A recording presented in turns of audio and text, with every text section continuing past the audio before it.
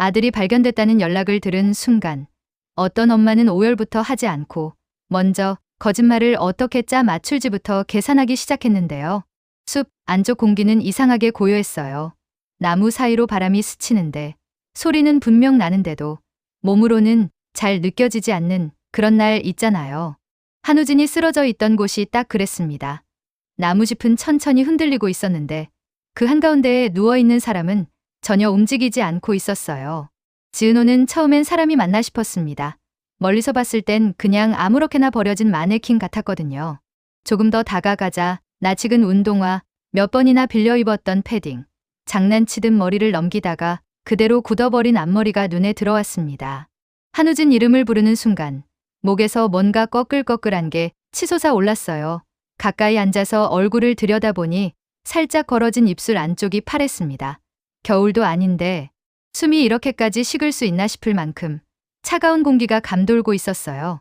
지은호는 손을 뻗어 그의 볼을 만져봤습니다. 차갑긴 했어요.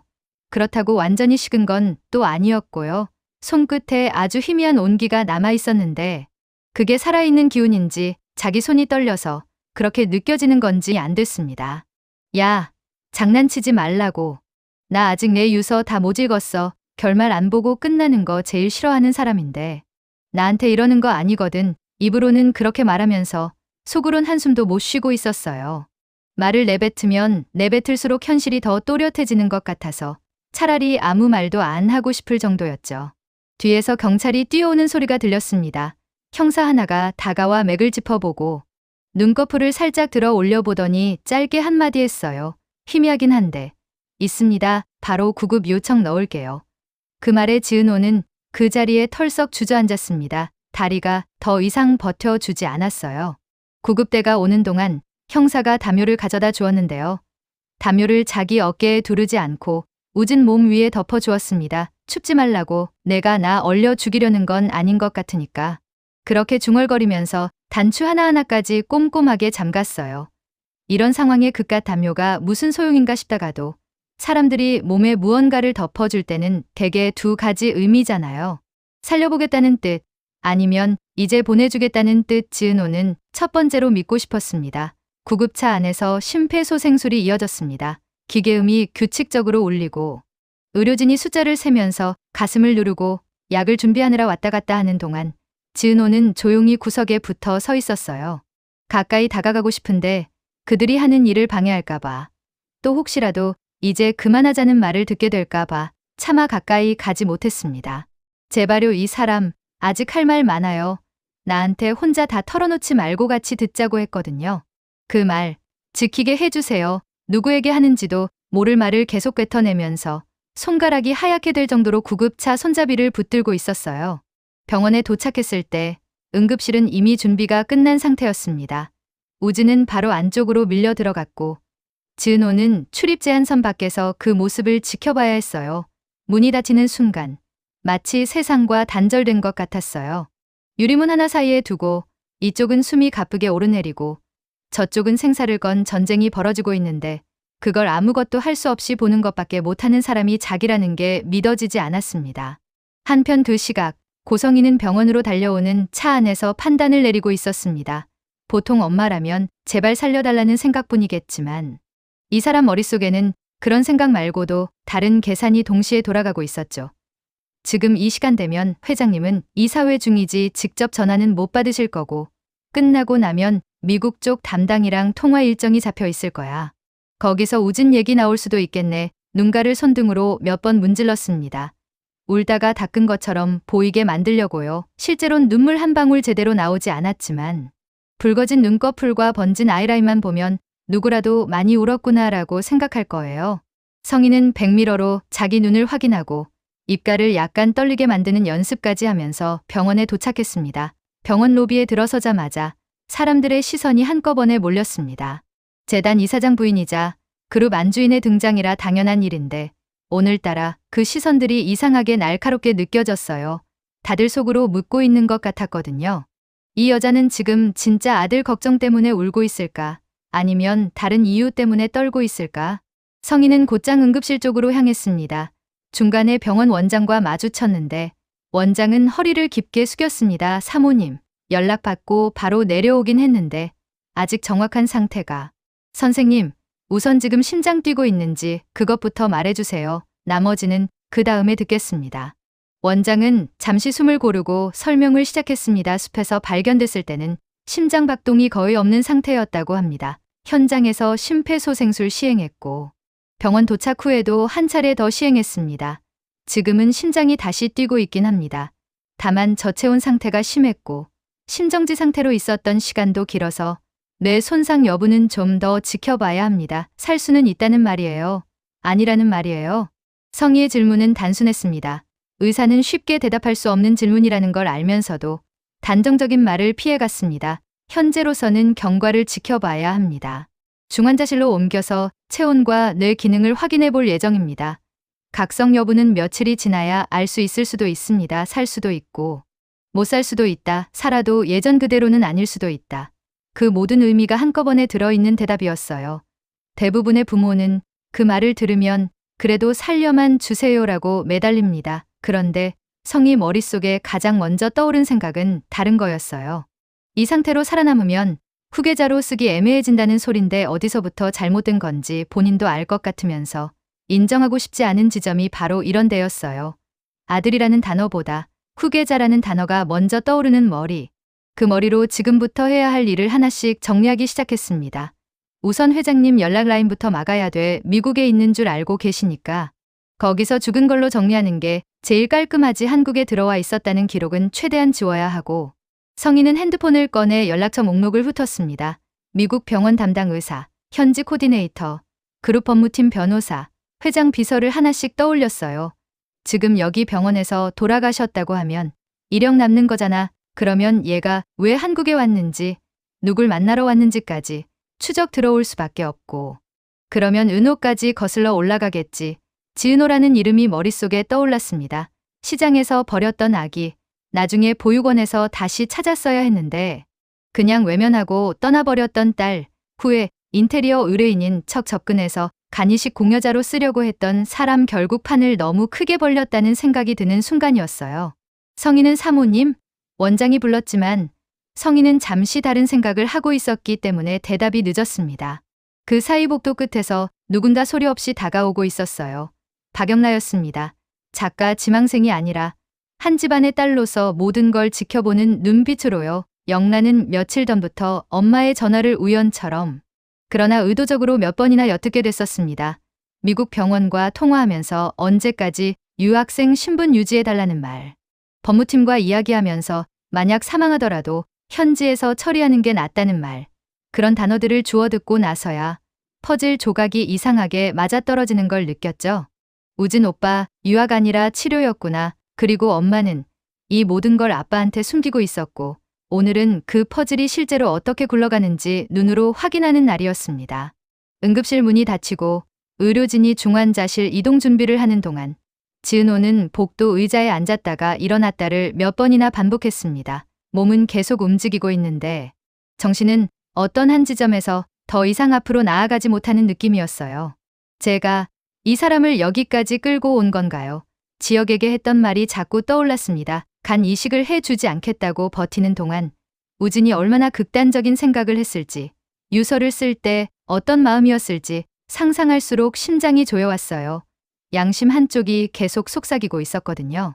내가 조금만 더 빨리 마음을 정했으면 이 사람 이렇게까지 안 갔을 수도 있어. 그 생각을 멈추게 해준 건 옆에 조용히 앉은 사람의 목소리였습니다. 언니라는 호칭은 조금도 자연스럽지 않았지만 박영란은 그 단어를 입 밖으로 꺼냈습니다. 지은호는 놀라서 고개를 돌렸어요.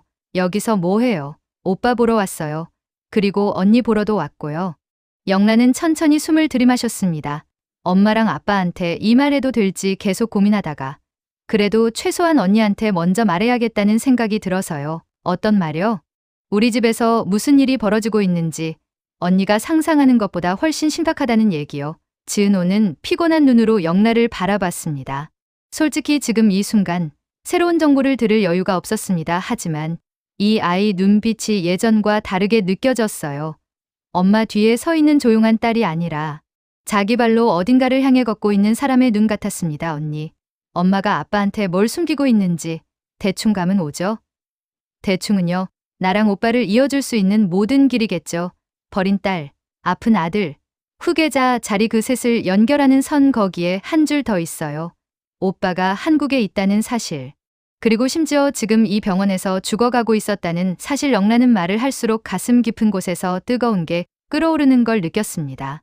엄마를 배신하는 기분, 아빠를 흔드는 기분, 오빠를 이용하는 것 같은 죄책감까지 한꺼번에 올라왔어요. 그래도 멈추지 않고 이어갔습니다. 아빠는 아직도 오빠가 유학 중이라고만 알고 있어요. 미국에서 공부 열심히 하고 있고 건강하게 지내고 있다고 믿어요. 아픈 줄도 모르고 한국에 들어왔다는 것도 모르고 간이식을 기다리는 환자였다는 건 꿈에도 모를 거예요. 엄마가 다 숨겼으니까 왜요? 왜 그런 걸 숨겨요? 지은호의 목소리가 낮게 갈라졌습니다. 이해하고 싶지 않은데 그래도 이해해야만 앞으로 싸움을 할 수 있을 것 같아서 묻는 질문이었어요. 후계자 때문에요. 아픈 아들이 있다는 사실이 알려지면 이 집안판 자체가 흔들릴 거라고 생각했어요. 그룹 안에서도, 이 사회에서도, 언론에서도.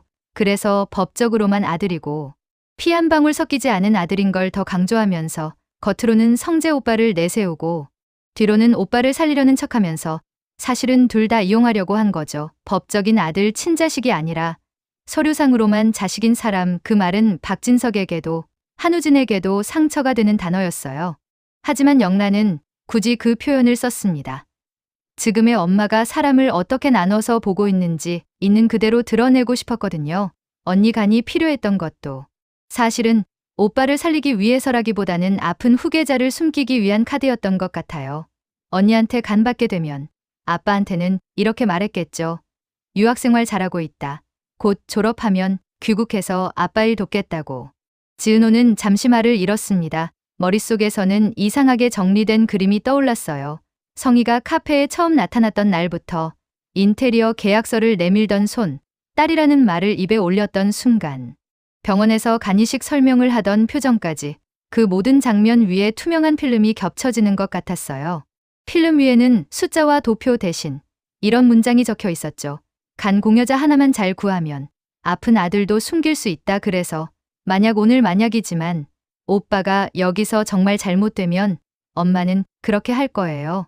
영란은 힘겹게 말을 이었습니다. 미국에서 떠나왔다고 사고사로 위장해 거기서 조용히 가셨다고 장례까지 다 치르고 와서 당신 바쁜 줄 알고 말 못했다고 그런 식으로 정리하려고 할 거예요. 한국에 왔었다는 흔적을 전부 지우려고요.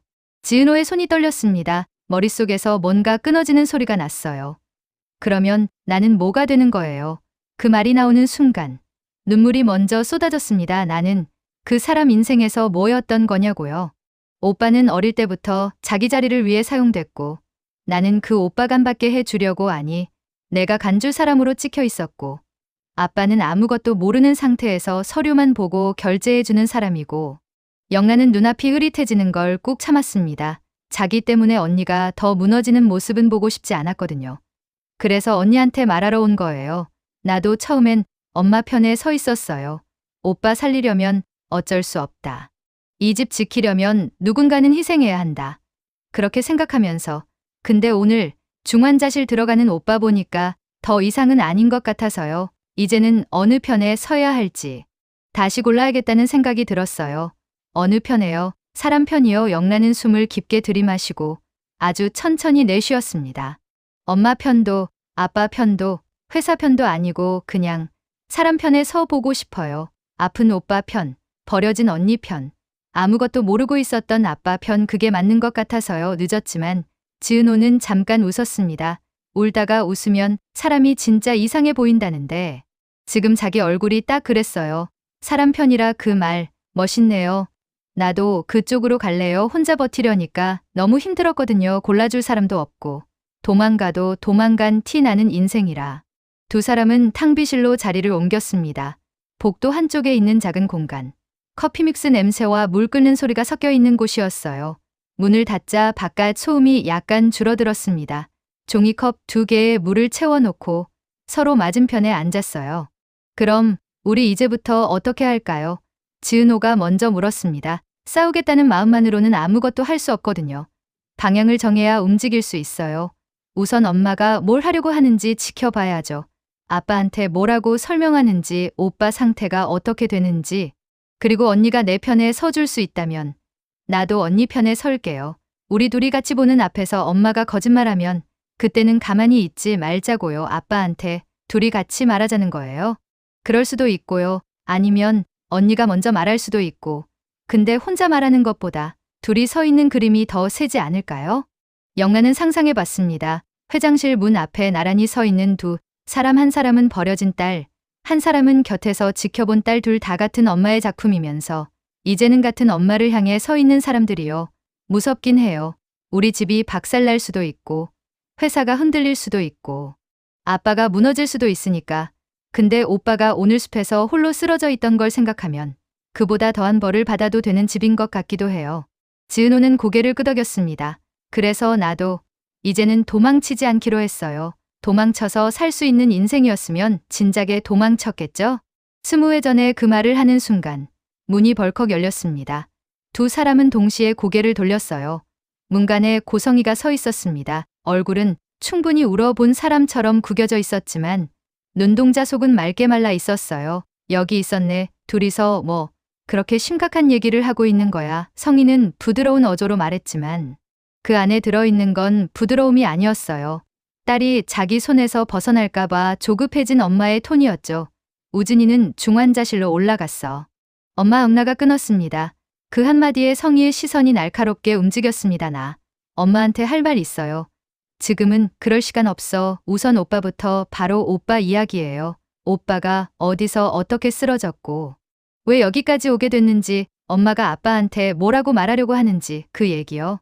지은호는 숨을 죽였습니다. 방 안 공기가 싸늘해졌어요. 성희는 딸을 빤히 바라보며 미소를 거둬들였습니다. 박영나, 너 오늘따라 왜 이렇게 말이 많니? 엄마 힘든 거 안 보이니? 엄마가 힘든 거 알겠어요. 근데 오빠는 더 힘든 상태고 언니는 엄마 때문에 인생이 완전히 바뀔 뻔했어요. 아빠는 지금까지 아무것도 모른 채로 살고 있었고요. 그래서 성희는 팔짱을 꼈습니다. 그래서 내가 무슨 결심이라도 했다는 거야? 응. 영란은 고개를 끄덕였습니다. 나 오늘부터 엄마 편 말고 사람 편에 서기로 했어요. 오빠 편, 언니 편, 그리고 아빠 편. 성희의 입꼬리가 살짝 떨렸습니다. 내가 뭘 안다고. 사람 편이니 뭐니 입에 올려. 지금 이 판이 어떻게 돌아가는지도 모르면서 어느 정도는 알아요. 아픈 아들을 숨기고 버린 딸을 다시 끌어오고 두 사람을 연결해서 후계자 자리를 지키려는 엄마의 판. 오빠가 죽어도 미국에서 떠났다고 만들 생각인 엄마의 판방 안이 완전히 얼어붙었습니다. 지은호마저 숨을 들이마셨습니다. 그 말은 영라가 엄마의 가장 깊숙한 속내까지 다 알고 있다는 뜻이었거든요. 성희는 딸을 똑바로 바라보며 아주 조용히 물었습니다. 누가 그런 소리를 했니? 엄마가 했어요. 미국 병원이랑 통화할 때도, 법무팀이랑 통화할 때도 나는 그냥 같은 집에서 듣고 있었을 뿐이고요. 우진 오빠가 여기서 숨이 멎어도 사망진단서는 미국 병원 이름으로 나가겠지. 한국에 있었다는 기록은 남기지 않겠지. 그런 얘기였잖아요. 그건 혹시라도 잘못됐을 경우를 대비해서 그 혹시가 오늘이에요. 엄마, 오늘 숲에서 오빠가 쓰러졌고 오늘 심장이 멈췄고 오늘 겨우 다시 뛰기 시작했어요. 오늘이 혹시라는 날이에요. 그래서 나도 언니도 이제는 가만히 있을 수가 없어요. 지은호는 자리에서 천천히 일어났습니다. 영라 옆으로 가서 섰어요. 둘이 나란히 서 있는 그림이 만들어졌습니다. 한 사람은 20해 전에 버려진 딸, 한 사람은 그 20해 동안 엄마 옆에서 자라온 딸. 둘 다 같은 사람에게 상처를 받은 딸들이었습니다. 성희는 둘을 번갈아 보았습니다. 이 상황이 마음에 들지 않았어요. 둘을 따로 보면 통제가 가능할 것 같은데 이렇게 붙어 서 있으니까 어디서부터 건드려야 할지 감이 안 왔거든요. 그래서 둘이 지금 나한테 뭘 하겠다는 거야? 아직은 아무것도 안 할 거예요. 지은호가 먼저 대답했습니다. 지금은 오빠 상태가 제일 중요한 때라서요. 하지만 엄마, 한 가지는 기억해 주세요. 더 이상 우리를 부품처럼 쓰지 않겠다고 약속해 주세요. 오빠도, 저도, 영라도 부품이라니. 또 무슨 소리야? 엄마 머릿속에서요. 지은호는 쓴웃음을 지었습니다. 오빠는 후계자 부품, 저는 간이식 부품, 영라는 이미지 관리 부품. 그동안 엄마는 우리를 그렇게 썼잖아요. 이번에라도 그거 멈추자는 얘기예요. 안 그러면 엄마가 그렇게 무서워하는 그 사람, 아빠한테 우리가 먼저 말할 수밖에 없어요. 내가 감히 성희의 목소리가 갈라졌습니다. 감정이 아니라 분노와 공포 때문에요. 내가 감히 회장님 앞에 서겠다는 거야? 내 과거까지 끌어올릴 생각이야. 엄마가 먼저 끌어올렸잖아요. 제 과거를요. 보육원에서 꺼내다가 다시 버려놓고 20해 지나서 인테리어 의뢰인으로 나타나서 간이식 공여자 후보로 써먹으려고 했잖아요. 이제는 저도 제 인생에 한 번쯤 개입해 보려고요. 지은호는 영라 쪽을 돌아보며 조용히 물었습니다. 같이 할래요? 영라는 잠시 눈을 감았다 뜨더니 고개를 크게 끄덕였습니다. 네, 이제 혼자서 엄마 등 뒤에 숨고 싶지 않아서요. 그날 두 딸은 아직 아무 행동도 하지 않았습니다. 아빠에게 달려가 모든 진실을 폭로하지도 않았고 기자를 찾아가 인터뷰를 한 것도 아니었어요. 다만 한 가지 아주 중요한 결심만 했습니다. 앞으로 누가 거짓말을 하든 누구 편에 서서 듣고 있을지 더 이상 엄마 편이 아니라 사람 편에 서겠다는 결심이요. 중환자실 문 안쪽에서는 기계음이 일정한 리듬으로 울리고 있었고 그 안에서 한우진은 조용히 숨을 이어가고 있었습니다. 밖에서는 죽어가는 아들을 두고도 거짓말을 준비하는 엄마와 그 모습을 지켜본 두 딸이 서로를 향해 손을 내밀고 있었고요. 그날 이후로 이 집안에서 벌어지는 모든 일은 더 이상 한 사람 마음대로 움직이지 않게 됩니다. 죽어가는 아들조차 거짓말 재료로 쓰려 했던 그날 버려진 딸과 곁에서 지켜본 딸은 처음으로 같은 방향을 보고 서 있었거든요.